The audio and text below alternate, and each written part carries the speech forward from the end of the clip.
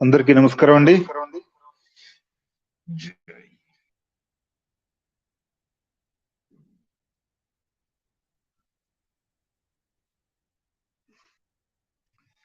క్షమించాలి. అందరికీ నమస్కారం.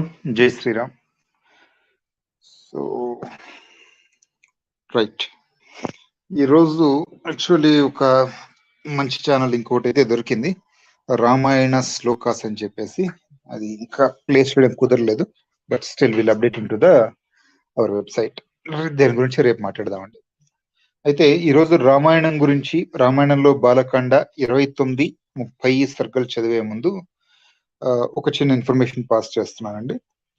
సో అతి త్వరలో ప్రాబబ్లీ ఫ్రమ్ జనవరి 27-28 ఈ రెండిట్లో ఏదో ఒక రోజు భగవద్గీత డిస్ట్రిబ్యూషన్ అని చెప్పేసి ఒక టెంపుల్లో మనం డిస్ట్రిబ్యూట్ చేద్దామని చెప్పి అనుకుంటున్నాం. సో ఒకవేళ ఈ ప్రాసెస్ లో ఏంటంటే ఇది ఓన్లీ డిస్ట్రిబ్యూషన్ మాత్రమే కాకుండా ఇంకా కొన్ని రకాల యాక్టివిటీస్ ని కూడా చేద్దామని చెప్పి మన వాళ్ళు సజెస్ట్ చేస్తూ ఉన్నారు. సో దాని గురించి ముందు ఏంటంటే, ఒకవేళ మీలో ఎవరికైనా కూడా ఈ ప్రోగ్రామ్ లో పార్టిసిపేట్ చేద్దాం అనుకుంటే గనక మీకు వెల్ ఇన్ అడ్వాన్స్ గా టెంపుల్ డీటెయిల్స్ అన్ని కూడా షేర్ చేయడం జరుగుతుంది. ఒకవేళ మీరు హైదరాబాద్ పరిసర ప్రాంతాల్లో ఉంటే గనక చక్కగా శనివారం, మాక్సిమం శని ఆదివారాల్లో మాత్రమే ఉంటుంది. సో మీరు కూడా వచ్చి పార్టిసిపేట్ చేస్తాను అంటే చేయొచ్చు చక్కగా. లేదు భగవద్గీత కొంతమంది అడుగుతున్నారు, నేను కూడా కొన్ని భగవద్గీతల్ని డిస్ట్రిబ్యూట్ చేద్దాం అనుకుంటున్నానండి అని చెప్పి కొంతమంది చెప్తున్నారు. ఒకవేళ మీకు అలా చెయ్యాలి అనుకుంటే కనుక భగవద్గీత బుక్స్ ని మీరు తీసుకుని పక్కన పెట్టుకుంటే యూనో ఇఫ్ పాసిబుల్ మేము వచ్చి కలెక్ట్ చేసుకోవడానికి ప్రయత్నం చేస్తాం. ఎవరైనా థర్డ్ పార్టీ వెండర్ నుంచి ఆ బుక్స్ కలెక్ట్ చేసుకునేటువంటి ప్రయత్నం చేయొచ్చు. లేదు అంటే గనక నేను ఇన్ని పుస్తకాలు తీసుకుందాం అనుకుంటున్నానండి, దీనికి ఇంత అమౌంట్ కనుక నేను ఇస్తాను, నాకు అన్ని బుక్స్ తీసుకోండి అన్నట్లయితే గనక ఆ ప్రయత్నం కూడా చేయడం జరుగుతుంది. కాకపోతే ఇది మాక్సిమం జనవరి 27-28 ఈ 2 తేదీల్లో ఒక రోజు జరుగుతుంది. అది point number 1 I would like to convey.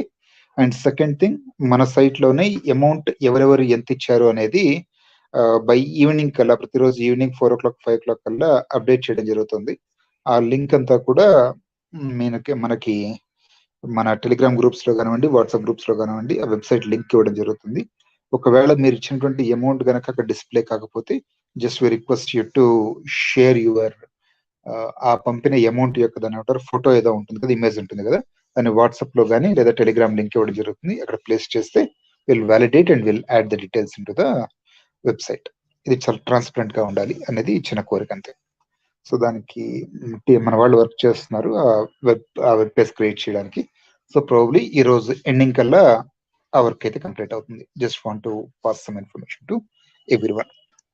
Right, so ఈరోజు మనం బాలకాండ 29వ సర్గ. సిద్ధాశ్రమ వృత్తాంతము. విశ్వామిత్రుడు యజ్ఞదీక్షను గైకొనుట. సాటిలేని వైభవము గల శ్రీరామచంద్రుడు ఒక సామాన్య మానవుని వలె ఆ వనమును గూర్చి ఇట్లు ప్రశ్నింపగా, మహా తేజస్వి అయిన విశ్వామిత్రుడు సమగ్రముగా ఇట్లు తెలుపసాగెను. మహాబాహువైన ఓ రామ, దేవాది దేవుడైన శ్రీ మహావిష్ణువు 100 కొలది యుగ కాలముల లోక కళ్యాణముకై తపమాచరించుచు తత్ఫల సిద్ధికై ఇచ్చట నివసించెను. వామనావతారం ముందు మహాత్ముడైన విష్ణువు తపస్సిద్ధిని పొందుట వలను మహా తేజస్వి కశ్యపుడు తన తపశ్చర్యకు ఫలసిద్ధి నందుట వలను దీనికి సిద్ధాశ్రమము అని ఏర్పడెను. విష్ణు తపశ్చర్య కాలమునందే ప్రహ్లాదుని మనవడును విరోచనుని కుమారుడును అయిన బలిచక్రవర్తి మరుద్గణములను ఇంద్రాది దేవతలను జయించి ముల్లోకములకు రాజై పరిపాలించుచు ప్రసిద్ధికెక్కెను. బలి యజ్ఞము చేయుచుండగా అగ్నిదేవుని ముందుంచుకుని దేవతల అందరూ ఈ ఆశ్రమమున తపమనరించుచున్న విష్ణుమూర్తిని చేరి స్వయముగా ఇట్లు విన్నవించుకొనిరి.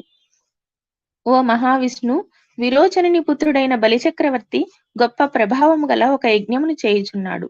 అది ముగియక ముందే ఈ దేవకార్యమును నెరవేర్చవలసిందని ప్రార్థన. యజ్ఞము చేయుచున్న బలిచక్రవర్తి కడకు అర్ధులు అన్ని దిక్కుల నుండి ప్రవాహముగా వచ్చుచున్నారు. వారు కోరిన రీతిగా ధన కనక వస్తు వాహనాదులు ఎల్లను ఏ మాత్రము వెనుకాడక వెంటనే అతడు వారికి దానము చేయుచున్నాడు. ఓ మహావిష్ణు, మహామహిమాన్వితుడవైన నీవు దేవతల హితము కొరకై మాయాయోగమును ఆశ్రయించి వామనుడివై అవతరింపుము.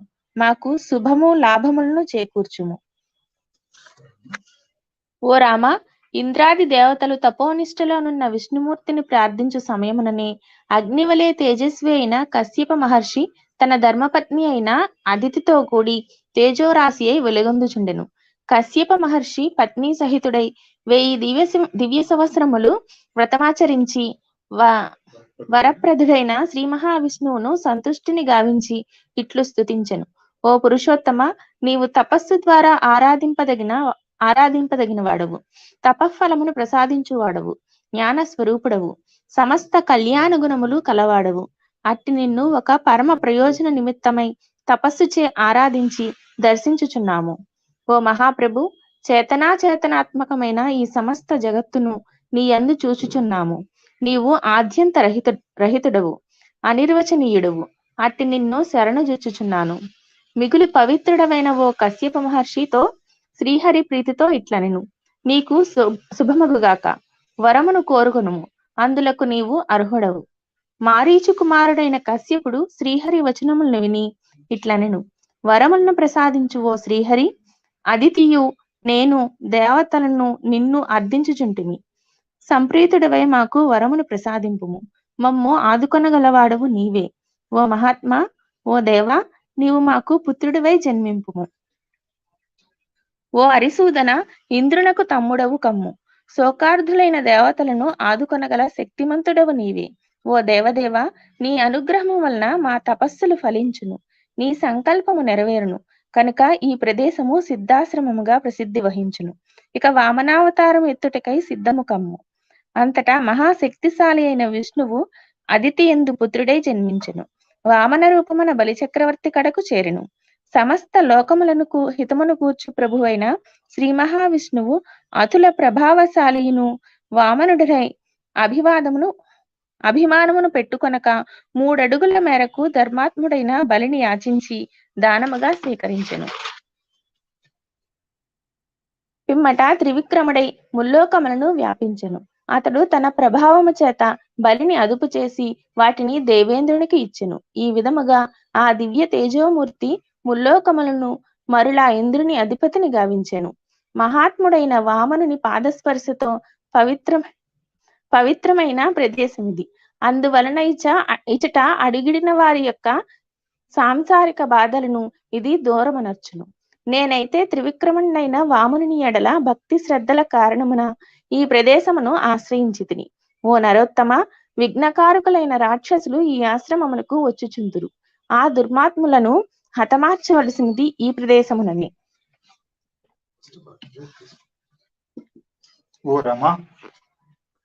ఓ రమ, పవిత్రమైనటువంటి ఆ సిద్ధాశ్రమానికి ఈ రోజే వెళ్దాం. నాయనా, ఆ ఆశ్రమం నాది మాత్రమే కాదు, నీది కూడా. విశ్వామిత్ర మహాముని రామలక్ష్మణులతో కూడి ఆశ్రమంలో ప్రవేశిస్తూ మంచు తొలగి పునర్వసు నక్షత్రంతో కూడినటువంటి చంద్రుని వలె విరాజిల్లేను. ఆ సిద్ధాశ్రమ నివాసులైనటువంటి మునులందరూ కూడా విశ్వామిత్ర మహర్షిని చూసి వెంటనే లేచి ఆనందంతో సంబరపడ్డారు. పిమ్మట వారు ముందుకు వచ్చి వారికి స్వాగత సత్కారాలను గావించారు. వారు ప్రతిభావంతుడైనటువంటి విశ్వామిత్ర మహామునికి తగిన విధంగా పూజించారు. అదే రకంగా రామలక్ష్మణులకు కూడా అతిథి మర్యాదల్ని ఉనర్చారు.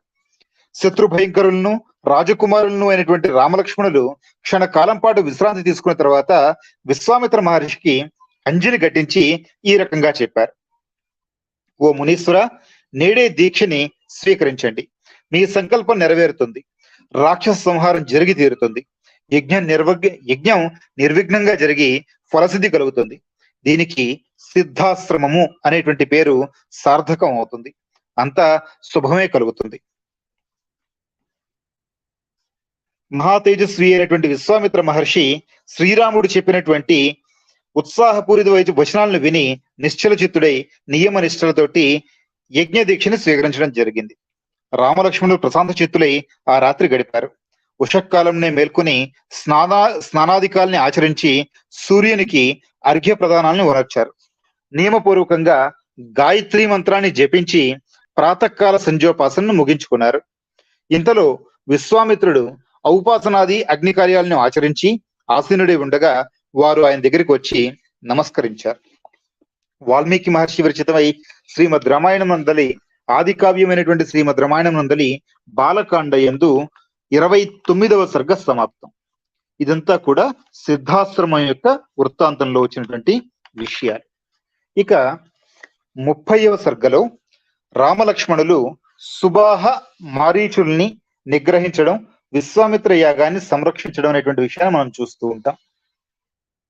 శత్రు సంహార దక్షులు దేశ కాలాల్ని గుర్తించి తదనుగుణంగా మాట్లాడగలిగిన వారు అయినటువంటి ఆ రామలక్ష్మణులు విశ్వామిత్రుడితోటి ఇలా అన్నారట: పూజ్యుడు అయినటువంటి ఓ బ్రహ్మర్షి, ఆ రాక్షసులు యజ్ఞానికి విఘ్నాలు కలిగించడం కోసం ఎప్పుడు వస్తారో దయతో చెప్పండి అని చెప్పి అడగడం జరిగింది. యజ్ఞ సంరక్షణార్థం వాళ్ళని నిలువరించడం కోసం మేము సావధానులవే ఉంటాము. ఈ విధంగా చెప్తూ రామలక్ష్మణులు రాక్షసులతోటి యుద్ధం చేయడానికి త్వరపడుతూ ఉన్నారు. అందుకు అక్కడి మునులందరూ కూడా ఎంతో సంతోషించి ఆ రాకుమారుల్ని ప్రశంసిస్తూ ఇలా చెప్పారట: ఈ రోజు నుంచి 6 దినాల వరకు కూడా విశ్వామిత్ర మహర్షి మౌన దీక్షలో ఉంటారు. ఓ రాజకుమారులారా, మీరు సావధానులై ఈ 6 దినాలు కూడా యజ్ఞాన్ని రక్షిస్తూ ఉండాలి. రాజకుమారుల్లో సుప్రసిద్ధులైనటువంటి ఆ రామలక్ష్మణులు వాళ్ళ యొక్క మాటల్ని విని ఆ 6 దినాలు కూడా రాత్రింబవళ్ళు జాగరూకులై తపోవనాన్ని రక్షిస్తూ ఉన్నారు. మహాధనుర్ధారులైనటువంటి ఆ వీరులు సావధానులై ఆ సమీపమునే నిలిచి విఘ్నకారకులైనటువంటి రాక్షసుల యొక్క బాధ నుండి విశ్వామిత్ర మహాముని రక్షణ కార్యంలో నిమగ్నులై ఉన్నారు. 5 దినాలు క్రమంగా యజ్ఞ కార్యాలు చక్కగా జరిగాయి. ఆ తర్వాత 6వ రోజు శ్రీరాముడు లక్ష్మణుడితోటి ఏ మరుపాటు లేకుండా సర్వసన్నద్ధుడివై ఉండు అని చెప్పడం జరిగింది. యుద్ధం చేయడానికి త్వరపడుతూ శ్రీరాముడు ఇలా చెబుతూ ఉండగానే విశ్వామిత్రునితో ఋతుజులతో కూడినటువంటి యజ్ఞ వేదిక నుండి అగ్నిజ్వాలలు ఒక్కముడిగా పైకి లేచాయి. ఈ రకంగా అగ్నిజ్వాలలు పైకి ఎగయడం అనేది రాక్షసుల యొక్క రాకను సూచించేటువంటి ఉత్పాతం అని చెప్పి అంటూ ఉంటారట. యజ్ఞవేదిక సమీపంలో విశ్వామిత్రుడు ఋత్విజులు ఆసీనులై హోమ కార్యక్రమాలని నిర్వర్తిస్తూ ఉన్నారు. అక్కడ దర్భలు, చమసములు, సృక్కులు, సమిధలు, అలంకరణ కోసం పుష్పాలు అన్ని కూడా చక్కగా అమర్చబడి ఉన్నాయి. ఇంతలో యజ్ఞ వేదిక నుండి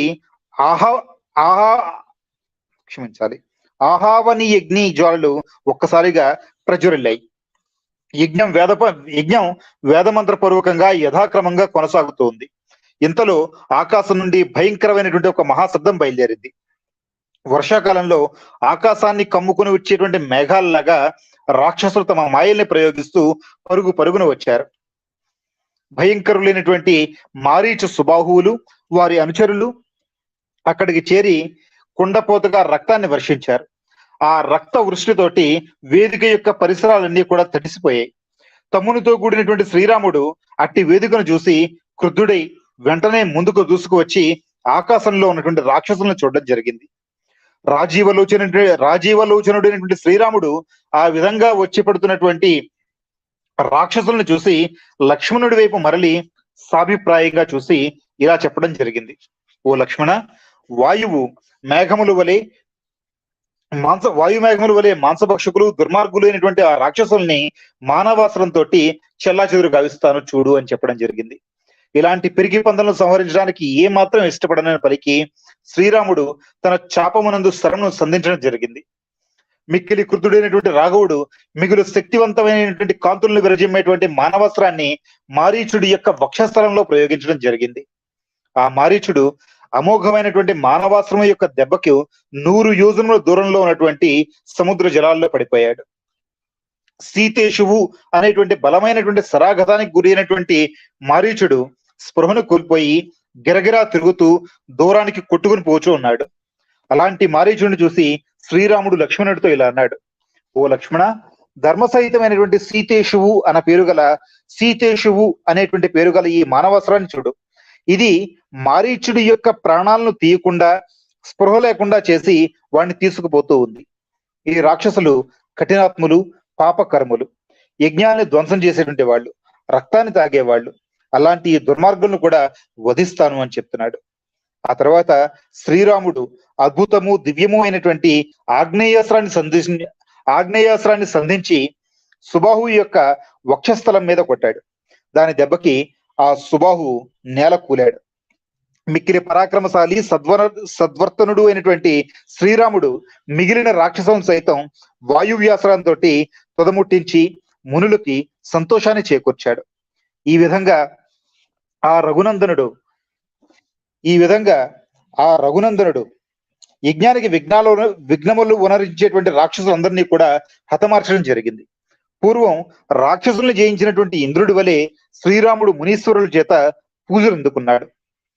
యజ్ఞం నిర్విఘ్నంగా సమాప్తమైంది. అన్ని వైపుల నుండి బాధలన్నీ తొలగిపోయాయి. అప్పుడు విశ్వామిత్ర మహర్షి శ్రీరాముడితోటి ఇలా అన్నారు: నీవు ఓ మహాబాహు, నీ వల్ల నేను కృతార్థుడినైతిని. నీవు మీ నాన్నగారికి ఇచ్చినటువంటి మాటను నిలబెట్టావు. నీ చర్యతో సిద్ధాశ్రమము అనేటువంటి పేరు ఈ ప్రదేశానికి సార్థకమైంది. నీ ఖ్యాతి ఇనుమడించింది. వాల్మీకి మహర్షి విరచితమై ఆదికావ్యమైనటువంటి శ్రీమద్ రామాయణం నందలి బాలకాండ యందు 30వ సర్గ సమాప్తం.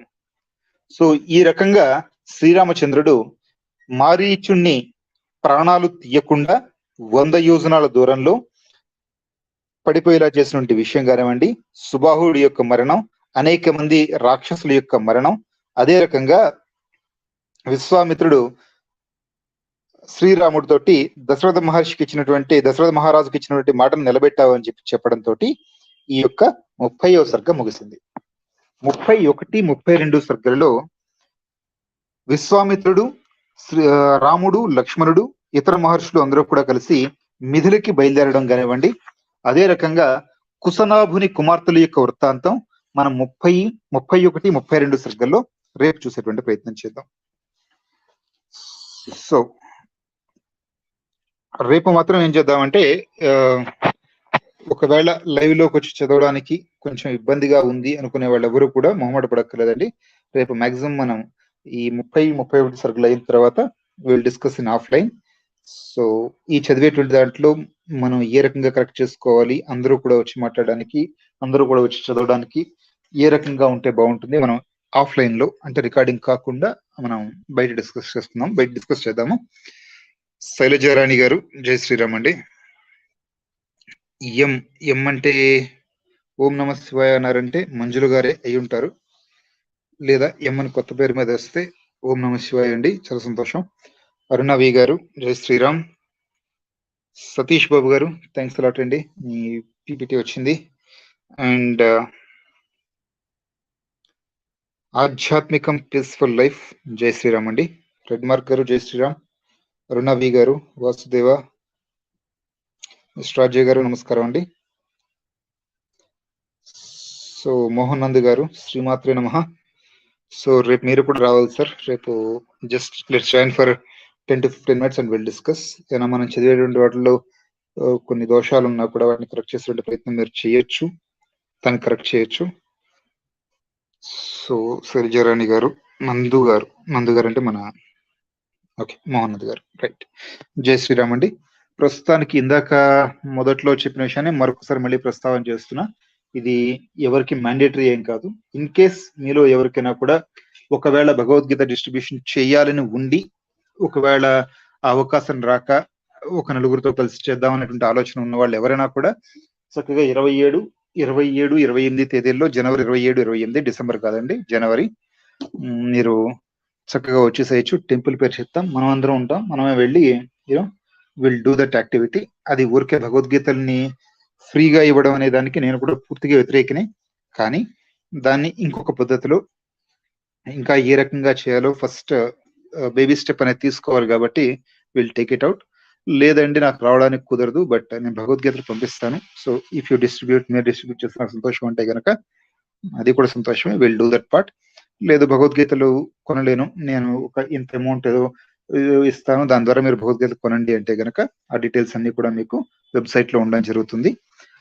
ఈ రోజు సాయంత్రం 6 గంటలు 7 గంటల ప్రాంతానికల్లా డీటెయిల్స్ అన్ని కూడా వెబ్సైట్ లో ఉంటాయండి. ఎవరైనా పంపించినా, అమౌంట్ పంపించినా, భగవద్గీత పుస్తకాలు పంపించినా వాళ్ళ పేరు, ఏ మోడ్ లో పంపించారు, ఎన్ని పుస్తకాలు లేదా ఎంత మొత్తం పంపించారు అంతా కూడా కనపడుతూ ఉంటుంది. It will be very transparent. So final దాన్ని మనం జనవరి 27, 28 తేదీలో డిస్ట్రిబ్యూట్ చేయడం జరుగుతుంది. Thanks a lot. జై శ్రీరామ్ అందరికీ.